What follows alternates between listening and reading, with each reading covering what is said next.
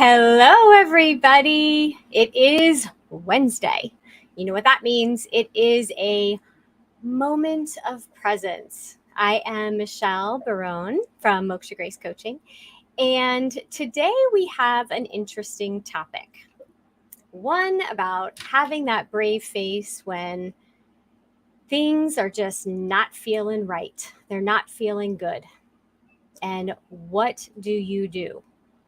So we're going to dive into that. But first, as we always do, I want us to come into the moment. I want us to get centered, get grounded. So we're going to take 2 deep breaths, hold it for 3 at the top, and then you're going to exhale. And if you can make a sigh, make a big sigh, let out a noise. If you're driving, don't close your eyes. Okay? So big deep breath in together. Hold it. And then release. Let's do it one more time. Big deep breath in. Hold it. Get a little bit more air in, just for fun. And then release. Okay.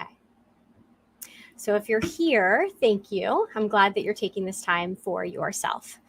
And as the topic is today, putting that brave face on, it's really about those moments when inside you want to curl up, you want to run, you want to escape. We've all had those moments, some more than others. And when those times hit you, what is it that you do? What's your go-to to get you through that situation? A lot of us will swallow it down and put the brave face on, because that is what we are told that, or what we believe we have to do, what we were told as we were kids. Stop that crying, stop being this way, stop being that way. This creates those deep emotions inside of us that we've locked away. And they come out when we least expect it. And sometimes we can get overwhelmed with emotion. Sometimes we just get overwhelmed of numbness, not feeling, right? Apathy, not being able to really get in touch with who we are. And so what are the options for when you have those moments? What is it that you can do? Well, one thing is the deep breaths that we just did. And you can do that very quietly. You don't even have to close your eyes. You can just kind of stare, and take a big deep breath and just calm within. You can also take a pause. Take a moment to gather not just your thoughts, but your feelings. Most times what happens is we don't honor our feelings. We don't honor our emotions and what's going on inside. And when we do swallow them down, we then forget about them, never go back and process how we felt. And that's when we start having problems. That's when things are not right inside. And you know it, because you feel it. You feel it in your intuition. You feel it in your gut. How many of you have had a sucker punch to the gut? Those moments where you weren't expecting something to happen and you feel like you got blindsided. When that happens, you can feel like someone took a bag and put it over your head, like all the lights go out. How do you carry on from that moment?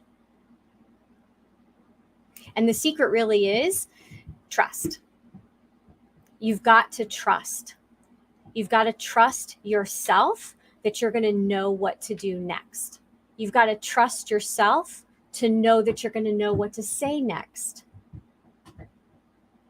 But that also means that you've got to give yourself enough space that you're going to listen and then respond in the way that you're being guided to. And if you're having issues, if you're having trouble hearing, right, hearing the voices from within, the guidance, then that's where you need to start. That's where the work has to begin. Because getting in touch with who you really are, who you are to the core, that's what gives you strength, but you've got to trust it. And so I help clients all the time with this because they come in and they're not connected. You know, we all have dysfunctional families. We could have a dysfunctional inner family as well. And that's, again, where we need to start. Because it doesn't matter what's happening in the external world. If we're showing up in that world and not whole, right? Not ourselves, not being able to listen to our guidance, not being able to tap in, then we're not showing up the way we need to. And we're not going to get the outcomes that we want to. So the whole fake it till you make it, people know, people can feel your energy when you're faking it. They just can. And you know exactly what that feels like because you've probably had that happen maybe in a store when someone said, "Oh, can I help you?" And they really didn't want to help you, but it's their job. Maybe when you called customer service and they're trying to be nice, but not really. You can feel it. And so people can feel your energy as well. So if you're faking it till you make it, that might be why you're not making it. And you might want to look at what it is that you're trying to fake, and is it really something that you want to be doing? And if you're in the wrong job, if you're in the wrong relationship, if you're in the wrong role, sometimes you can be on the right bus, but not in the right seat. And if that's happening, then that needs to be looked at because, again, you're not living the life that you were put here to live because you're not able to do what you want to do or what you were here to do. We're all here to serve some purpose. And if you haven't figured out what your purpose is and you can't be tuned into that inner dialogue, then that's a problem. That's an issue that needs to be worked on. And the good news is that you can tap in. We just have to do some work. But if you're willing to do the work, if you're willing to look within, if you're willing to be honest with yourself, because you've got to acknowledge how you feel. And you've got to recognize that this isn't how I want to feel. And then you've got to have the courage and have the brave face to do what you're passionate about, to be who you can be passionate about. So showing up for people is great. And when people are in need and you want to help, that's awesome. But you also have to give back to yourself because you can't pour anything from an empty pitcher. And if you've got nothing left inside to give, you can't fake that. It's going to come across as fake and not real. So again, self-care, self-dialogue, listening, right, to that inner dialogue, and true honesty with yourself. And that, my friends, is how you can show up large. You can show up and live the life that you're meant to live. So no more faking it. It's time to make it the way that you want to. Make your life what you want it to be. So if you're ready to have that conversation, it is a complimentary discovery call. I would love to help you figure out what are the next steps. And there's a link below. All you have to do is click it and book your call. And it's about 45 minutes. We'll talk about what's working. We'll talk about what's not working. And we're going to get real on what the next steps need to be so that you can live your best life. Because isn't that why we're all here? Is to live? Not to just arrive and then,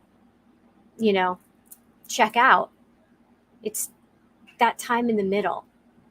And if you've never read that poem, The Dash, and I'll put it up on the page. So go to mokshagrace.com and I'll have it. And I'll have it in the Facebook group as well. The poem, The Dash, is amazing because it's not about the beginning years or the end years. It's about all that time, all those minutes in between. And how are you living in the dash?